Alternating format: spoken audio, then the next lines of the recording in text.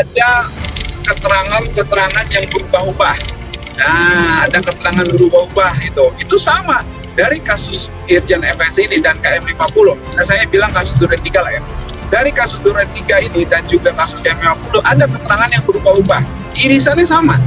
Kalau Kapolri berani membentuk tim sus dan itsus, diungkap kasus KM 50 melalui proses scientific crime investigation, melalui penelaahan terhadap decoder CCTV atau CCTV di KM 50, maka segala kebohongan dalam kasus KM 50 itu bisa terungkap.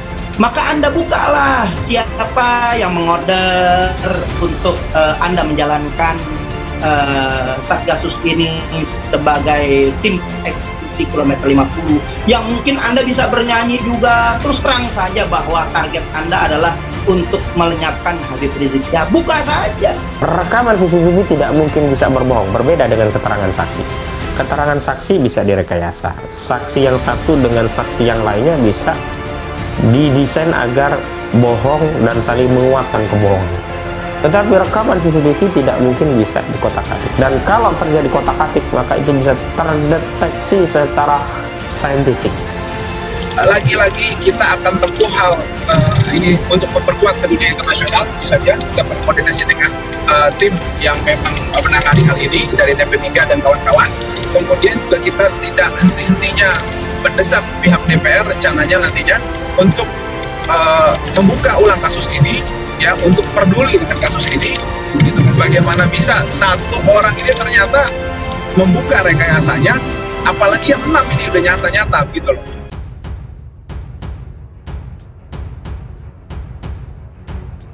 Hendra Kurniawan ungkap alasan libatkan tim KM 50 amankan CCTV di kasus Brigadir J. Terdakwa obstruction of justice Hendra Kurniawan mengungkap alasannya melibatkan anggota tim penyidikan kasus KM 50 yakni mantan Kanit 1 Subdit 3 di Tipidum Adi Cahya alias Aceh dalam pengusutan kasus kematian Brigadir Yosua. Penunjukan Aceh ini terjadi ketika Hendra berada di TKP penembakan Brigadir J. Saat itu dia diminta Ferdi Sambo untuk mengamankan CCTV sekitar Jumat 8 Juni. Perintah Sambo pada 8 Juli 2022 ditindaklanjuti kembali oleh Hendra dengan menghubungi Adi Cahya esok harinya pada 9 Juli 2022. Dia meminta agar CCTV sekitar TKP penembakan rumah dinas diamankan. Adapun alasan meminta tolong kepada Adi Cahya karena saat itu detasemen B dan C tengah bertugas di luar kota untuk proses perekrutan akademi. Namun Adi Cahya ternyata berada di Bali. Sehingga Adi Cahya merekomendasikan anak buahnya Irfan Widianto, mantan Kasubnit 1 Subdit 3 Direktorat Tindak Pidana Umum Barreskrim Polri untuk menjalankan tugas amankan CCTV. Dalam sidang hari ini, Hendra bersaksi atas terdakwa Irfan Widianto dalam perkara obstruction of justice pembunuhan berencana Nofriansah Yosua Huta Barat alias Brigadir J, di mana mereka bersama Ferdi Sambo, Agus Nurpatria, Arif Rahman, Baikuni Wibowo dan Cuk Putranto turut didakwa pasal 49 Jo pasal 33 UU nomor 19 tahun 2016 tentang perubahan atas UU nomor 11 tahun 2008 tentang informasi dan transaksi elektronik Jo pasal 55 ayat 1 ke 1 KUHP.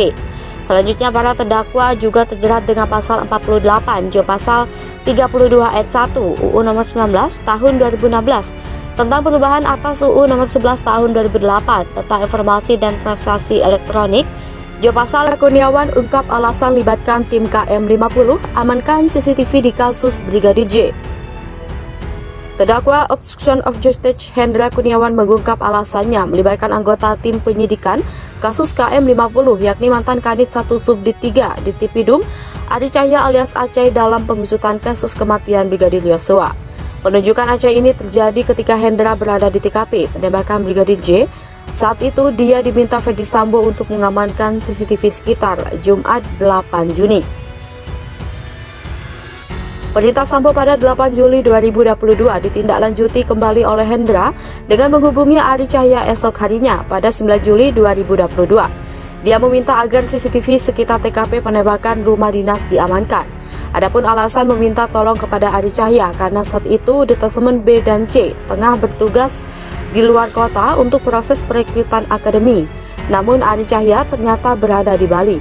Sehingga Ari Cahya merekomendasikan anak buahnya Irfan Widianto, mantan Kasubnit 1 Subdit 3 Direktorat Tindak Pidana Umum Bareskrim Polri, untuk menjalankan tugas amankan CCTV. Dalam sidang hari ini, Hendra bersaksi atas terdakwa Irfan Widianto dalam perkara obstruction of justice, pembunuhan berencana Nofriansah Yosua Huta Barat alias Brigadir J, di mana mereka bersama Ferdy Sambo, Agus Nurpatria, Arif Rahman, Baikuni Wibowo, dan Cuk Putranto turut didakwa pasal 49 Jo pasal 33 UU nomor 19 tahun 2016 tentang perubahan atas UU nomor 11 tahun 2008 tentang informasi dan transaksi elektronik Jo pasal 55 ayat 1 ke 1 KUHP. Selanjutnya, para terdakwa juga terjerat dengan pasal 48 Jo pasal 32 ayat 1 UU nomor 19 tahun 2016 tentang perubahan atas UU nomor 11 tahun 2008 tentang informasi dan transaksi elektronik Jo pasal 55 ayat 1 ke 1 KUHP. Terdakwa obstruction of justice Hendra Kurniawan mengungkap alasannya melibatkan anggota tim penyidikan kasus KM50 yakni mantan Kadit 1 Subdit 3 di Tipidum Ari Cahya alias Acai dalam pengusutan kasus kematian Brigadir Yosua. Penunjukan Acai ini terjadi ketika Hendra berada di TKP penembakan Brigadir J. Saat itu dia diminta Ferdy Sambo untuk mengamankan CCTV sekitar Jumat 8 Juni. Perintah Sambo pada 8 Juli 2022 ditindaklanjuti kembali oleh Hendra dengan menghubungi Ari Cahya esok harinya pada 9 Juli 2022. Dia meminta agar CCTV sekitar TKP penembakan rumah dinas diamankan. Adapun alasan meminta tolong kepada Ari Cahya karena saat itu detasemen B dan C tengah bertugas di luar kota untuk proses perekrutan akademi. Namun Ari Cahya ternyata berada di Bali. Sehingga Ari Cahya merekomendasikan anak buahnya Irfan Widianto, mantan Kasubnit 1 Subdit 3 Direktorat Tindak Pidana Umum Bareskrim Polri, untuk menjalankan tugas amankan CCTV. Dalam sidang hari ini, Hendra bersaksi atas terdakwa Irfan Widianto dalam perkara obstruction of justice, pembunuhan berencana Nofriansah Yosua Huta Barat alias Brigadir J, di mana mereka bersama Ferdy Sambo, Agus Nurpatria, Arif Rahman, Baikuni Wibowo, dan Cuk Putranto turut didakwa pasal 49 Jo pasal 33 UU nomor 19 tahun 2016 tentang perubahan atas UU nomor 11 tahun 2008 tentang informasi dan transaksi elektronik Jo pasal 55 ayat 1 ke 1 KUHP. Selanjutnya, para terdakwa juga terjerat dengan pasal 48 Jo pasal 32 ayat 1 UU nomor 19 tahun 2016 tentang perubahan atas UU nomor 11 tahun 2008 tentang informasi dan transaksi elektronik Jo pasal 55 ayat 1 ke 1. Obstruction of justice Hendra Kurniawan mengungkap alasannya melibatkan anggota tim penyidikan kasus KM50 yakni mantan Kadit 1 Subdit 3 di Tipidum Ari Cahya alias Acai dalam pengusutan kasus kematian Brigadir Yosua. Penunjukan Acai ini terjadi ketika Hendra berada di TKP penembakan Brigadir J. Saat itu dia diminta Ferdy Sambo untuk mengamankan CCTV sekitar Jumat 8 Juni.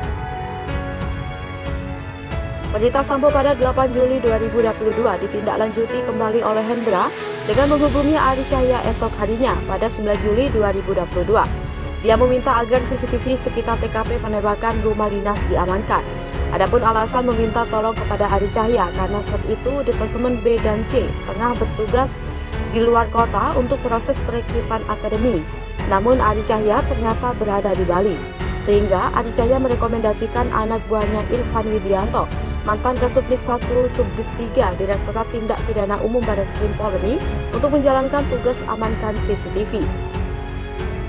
Dalam sidang hari ini, Hendra bersaksi atas terdakwa Irfan Widianto dalam perkara obstruction of justice, pembunuhan berencana Nofriansah Yosua Huta Barat alias Brigadir J, di mana mereka bersama Ferdy Sambo, Agus Nurpatria, Arif Rahman, Baikuni Wibowo, dan Cuk Putranto turut didakwa pasal 49 Jo pasal 33 UU nomor 19 tahun 2016 tentang perubahan atas UU nomor 11 tahun 2008 tentang informasi dan transaksi elektronik Jo pasal 55 ayat 1 ke 1 KUHP. Selanjutnya, para terdakwa juga terjerat dengan pasal 48 Jo pasal 32 ayat 1 UU nomor 19 tahun 2016 tentang perubahan atas UU Nomor 11 Tahun 2008 tentang Informasi dan Transaksi Elektronik, juga pasal 55 ayat 1 ke 1 KUHP.